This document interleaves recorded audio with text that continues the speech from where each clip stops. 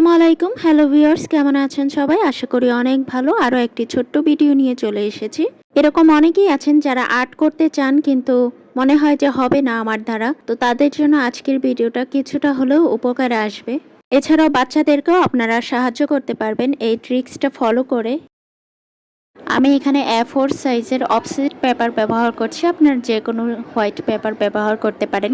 তো আমার কাছে প্রচুর ছিল, তাই জন্য এগুলো দিয়ে আসলে প্র্যাকটিসের জন্য ব্যবহার করছি। ফার্স্টেই আসলে চিন্তা করে নিতে হবে কি আর্ট করতে চান, সেটা ফ্লাওয়ার হোক কিংবা যে কোনো দৃশ্যই হোক না কেন, যাই আর্ট করবেন চেষ্টা করবেন পেন্সিল দিয়ে হালকা করে একটু আর্ট করে নিতে। ভিডিওতে যেন বোঝা যায় তাই জন্য আমি একটু গাঢ় করে আর্ট করে নিয়েছি, আদারওয়াইজ এতটা গাঢ় কিন্তু করতে হয় না। আর পেন্সিল দিয়ে ফ্লাওয়ার আঁকা শেষ। তো খুব বেশি একটা যে সুন্দর হয়েছে তাও কিন্তু না, তবে যাই হোক যেমনটাই হয়েছে দেখবেন কালার করার পর এটা আরো আকর্ষণীয় দেখাবে।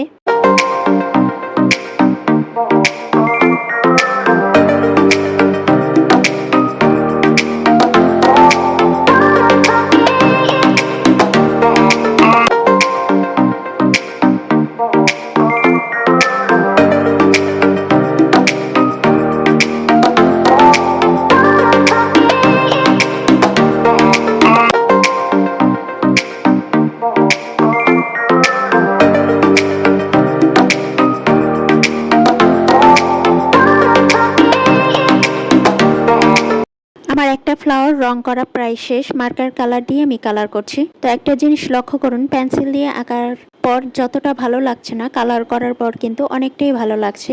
তো এটা হচ্ছে আমার ট্রিক্স, যে আমরা পেন্সিল দিয়ে যে এরকমই আঁকি না কেন, মানে কালার করার পর কিন্তু সেটা বেশ ভালোই দেখায়। অনেকেই যারা আর্ট করতে চান তাদের অবশ্যই উচিত পেন্সিল দিয়ে ফার্স্টে একটু ট্রাই করে দেখা। শুরুতেই আপনারা কালার পেন্সিল দিয়ে করতে যাবেন না। যারা এক্সপার্ট তারা হয়তো ওইভাবে পারে, তো আমরা যারা পারি না তাদের উচিত অবশ্যই পেন্সিল দিয়ে ফার্স্টে ট্রাই করা। আর যারা বাচ্চাদেরকে শেখাতে চান তাদের অবশ্যই উচিত পেন্সিল দিয়ে ফার্স্টে বাচ্চাকে ফ্লাওয়ার আর্ট করা শেখানো, কারণ বাচ্চারা তো শুরুতেই এত কঠিন ফ্লাওয়ার আর্ট করতে পারবে না। আবার অনেক বাচ্চারা এক্সপার্টও হয়, তারা হয়তো পারবে। তো যাই হোক, ফার্স্টে অবশ্যই উচিত তাদেরকে অল্প অল্প করে ছোট ছোট সিম্পল ফ্লাওয়ার আর্ট করে শেখানো। তারপর হয়তো বা কঠিন ফ্লাওয়ার আর্ট করে তারপর কালার করা শেখাতে হবে ওদেরকে একটু একটু করে। তাহলেই দেখবেন বাচ্চারাও আর্ট করতে পারবে, আর আমরা যারা পারি না তারাও সুন্দর করে আর্ট করতে পারবো। তো কথা বলতে বলতে আমার ফ্লাওয়ারটাও আর্ট করা শেষ। যদি আপনাদের ভিডিওটি ভালো লেগে থাকে তবে অবশ্যই কমেন্ট করে জানাবেন। এই ধরনের ভিডিও আবারও আমি আপনাদের সঙ্গে শেয়ার করব। তো আজকে এই পর্যন্তই। সবাই ভালো থাকবেন, সুস্থ থাকবেন, পরিবারকে সময় দিবেন। ভিডিওটি ভালো লাগলে আমাকে সাপোর্ট করে অবশ্যই পাশে থাকবেন। আল্লাহ হাফেজ।